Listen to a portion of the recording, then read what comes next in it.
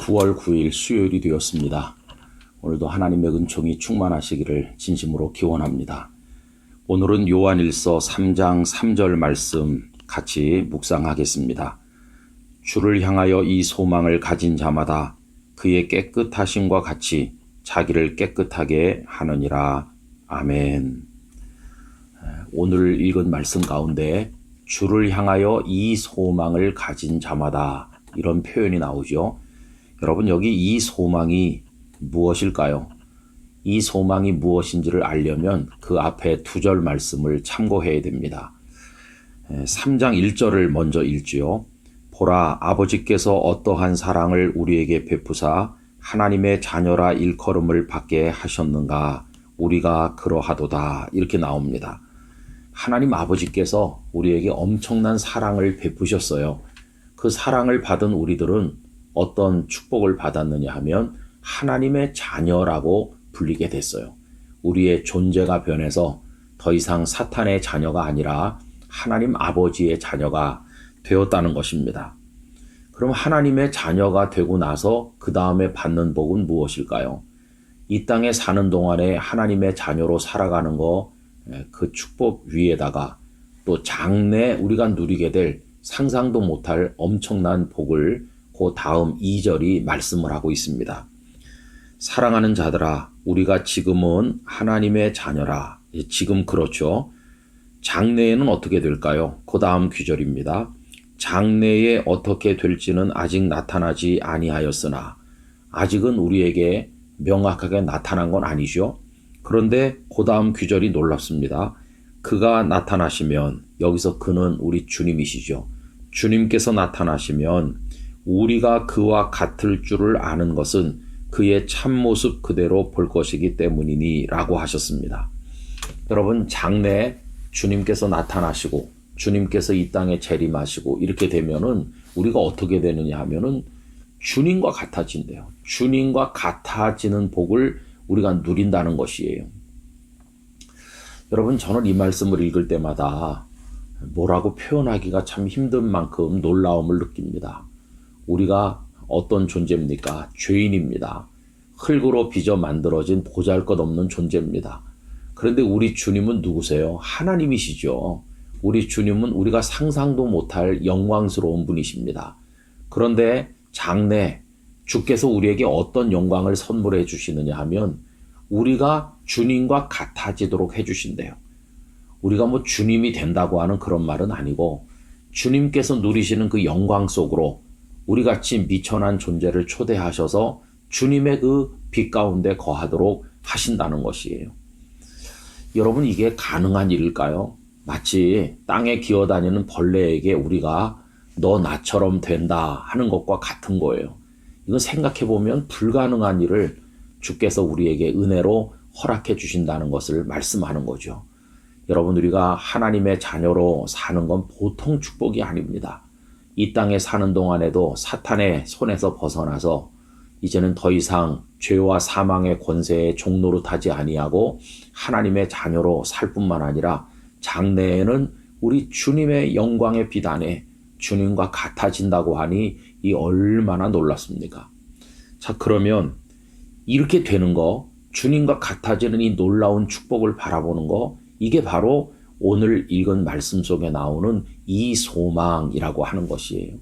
주를 향하여 이 소망을 가진 자마다 라고 할 때 우리가 바로 장래 주와 같아질 소망을 가진 놀라운 사람들이라는 것을 알 수 있는 것이죠. 그럼 여러분, 주님을 향하여 이 엄청난 소망을 마음속에 품고 사는 우리들은 어떻게 살아야만 되겠습니까? 오늘 말씀은 그의 깨끗하심과 같이 자기를 깨끗하게 하느니라 이렇게 말씀해요. 여러분이 엄청난 미래의 소망을 가슴에 품고 사는 사람은 한마디로 말하면 자기를 깨끗하게 지키며 산다는 겁니다. 너무나 당연한 것이죠. 예를 들면 이제 내일 내가 너무도 존경하고 너무도 사랑하고 너무도 아끼는 이와 결혼을 한다고 가정을 해봅시다. 그러면 그 전날 먹고 마시고 취하고 더러운 죄악 가운데 방탕하겠습니까? 절대 그럴 수 없죠. 그날이 다가올수록 가슴이 설레고 그분의 사람이 된다는 거룩한 흥분 때문에 마음이 얼마나 기쁨으로 충만한지 털끝만큼도 더럽혀지지 않기 위해서 자신을 지킬 거 아니겠어요? 과거에는 더럽게 살았다고 할지라도 이제는 그분과의 특별한 관계 속으로 들어갈 것을 생각한다면 절대로 자기를 더럽힐 수 없는 거죠. 그분이 깨끗하시기 때문에 우리도 깨끗하게 우리를 지킬 수밖에 없게 되는 것입니다. 오늘 말씀을 다시 한번 읽으면 주를 향하여 이 소망을 가진 자마다 그의 깨끗하심과 같이 자기를 깨끗하게 하느니라. 여러분, 주님을 향한 소망이 있으시죠? 그렇다면 주님이 정결하신 거 생각하면서 우리를 지켜 정결한 사람이 되도록 살아가야만 할 것입니다. 성도는 정결해야 됩니다. 주님께서 정결하시기 때문이죠. 우리 속에 있는 나쁜 생각들 이거 버려야 됩니다. 그래서 방탕한 생각, 욕망, 그리고 교만, 거짓된 거, 뭐 이런 것들 다 버려야 되는 거죠. 그리고 심지어는 비속한 언어, 남이 볼 때 눈살을 찌푸리게 만드는 그런 행동, 그런 것들도 우리 속에서 다 제거하기 위해서 노력을 해야만 되겠습니다. 그래서 어떻게 해서든지 주님을 닮아가는 사람이 되도록 살아야 되는 거죠. 제가 잘 알고 있는 어떤 목사님 이런 말씀 하시더라고요. 자신은 정결함에 대해서 그리 많은 생각을 하지 않았었는데 어느 날 은혜를 받고 나니까 내가 주님의 사람이다 이렇게 생각하니까 깨끗해야 되겠다는 생각이 들더랍니다. 그러면서 내가 깨끗하신 그분의 말씀을 전달하는 사람이니까 내가 깨끗해야 되겠고 내가 성도들을 위해서 손을 얹어 기도를 하는 사람이어야 되니까 깨끗해야 되겠다. 그 다음부터는 소원이 정결한 사람 되는데 있게 되었노라고 말씀을 하는 걸 들었습니다. 여러분, 로마 시대 때 우리 선배들을 생각해 보세요. 그분들은 핍박받지 않았습니까? 그러나 로마 제국은 그들을 핍박하면서도 한 가지 인정했는데 그리스도인들이 깨끗하다는 거 그걸 인정했어요. 그래서 로마의 귀족들도 며느리를 맞이하고자 할 때는 그리스도인 가정의 처녀들을 데려왔다고 하는 기록이 있을 정도입니다. 다 정결한 사람들이라는 걸 인정하는 거죠.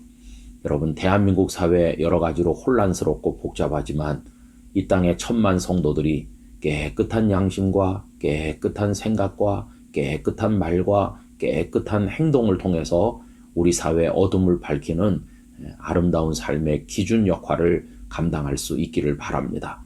여러분, 정결한 성도 되시기를 간절히 바라고 그런 소원을 가지고 기도하며 살아가게 되기를 원합니다. 오 거룩하신 아버지 하나님, 흠도 티도 없으신 주님이시오매 주님의 사람이 되는 저희들, 주님과 같아질 소망을 가진 저희들도 정결하고 흠 없고 주님을 닮는 아름다운 삶을 살아가도록 힘을 더하여 주시옵소서. 예수님의 이름으로 기도하옵나이다. 아멘.